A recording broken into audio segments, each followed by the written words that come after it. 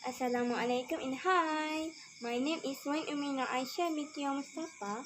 I'm from class DKA3A and my matric card number is 11 DKA 19F1020. And today we want to present about process of sewage treatment plant.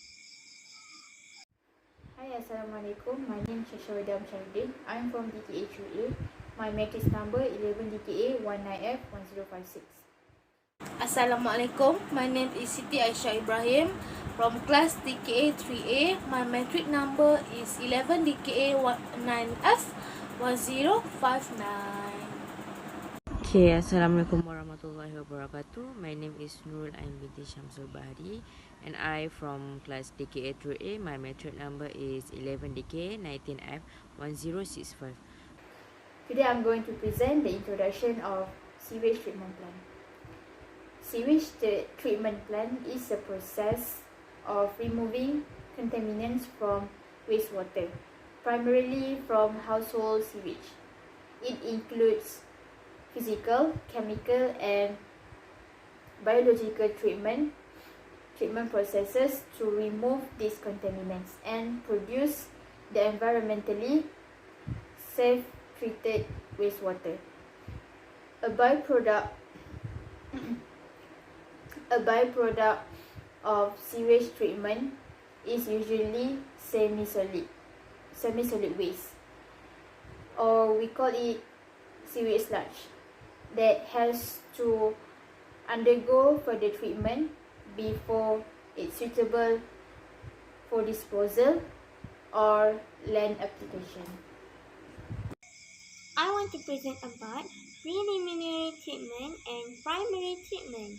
Preliminary treatment, the function is to remove material that could damage plant equipment or will occupy treatment capacity without being treated. And primary treatment is the function is to remove settlable or floatable solids that may not present in all treatment. Next, secondary treatment. The function is to remove BOD and dissolve colloidal suspended organic matter by biological action. Organics are converted to stable, solid, carbon, and more organisms. I want to show you guys photo about primary and secondary treatment. Let's see. From the picture, it shows the process of primary and secondary sewage treatment. First, the raw sewage from sewer will be removed at the bus screen and they will block floating debris such as wood, rags, and other bulky objects that could clog pipes or pumps. In modern plants, the screens are cleaned manually and commuter may be used to grind and shred debris that passes through the screens. The shredded material is removed later by sedimentation or flotation processes. And grate chambers are long narrow tanks that are designed to slow down the flow so that solids such as sand, coffee ground, and eggshells will settle out of the water. Grate causes excessive wear and tear on pumps and other plant equipment. Its removal is particularly important in cities with combined sewer systems, which carry a good deal of silt, sand, and gravel that wash off streets or land during a storm, and all of them are removed from the sewage in sedimentation tank. After that, this tank, also called settling tank or sedimentation tank, as a sewage flow through them slowly. The solids, or known as raw primary sludge, are moved along the tank bottom by machinery scrapers. Sludge is collected in a hopper where it is pumped out from removal. Okay, next, we move to the secondary treatment. It used to remove the soluble organic matter that escapes primary treatment.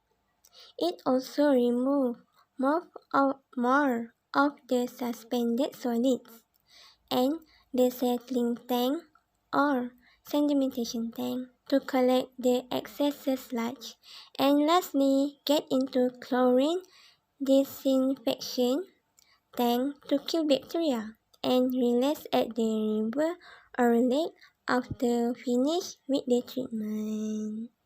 Today I will explain about sewage treatment. There are several types of sludge treatment for reducing water content in sludge.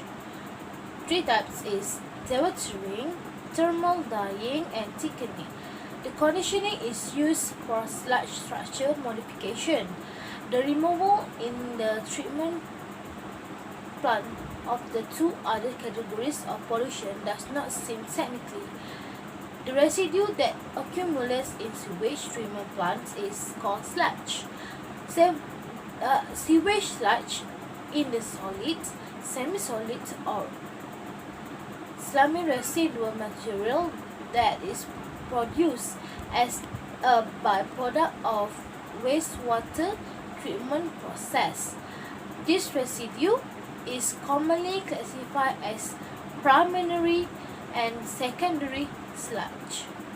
Then, like the liquid effluent from the treatment plant, there are two broad methods for the disposal of sludge. One, disposal in water, and two, disposal on land.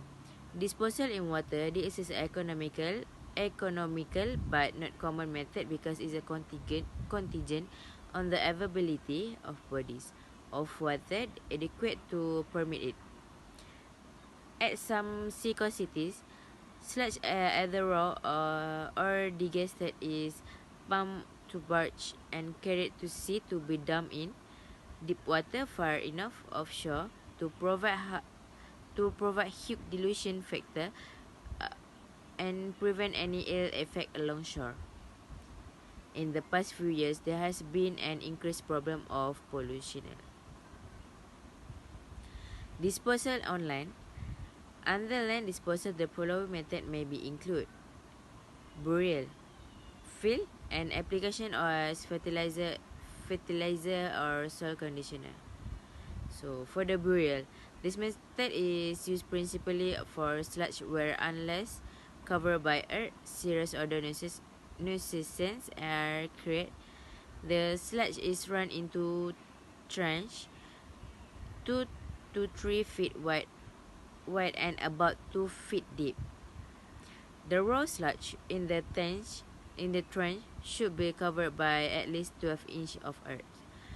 And lastly, fill. Use of sludge for fill is confined almost entirely to degassed sludge which can be exposed to the atmosphere without creating serious or widespread odor nuisance. The sludge should be well degassed without any appreciable amount of raw or undegassed mixed with it. Either wet or partially dewatered sludge, such as obtained from drying beds or vacuum filter, can be used to fill low areas.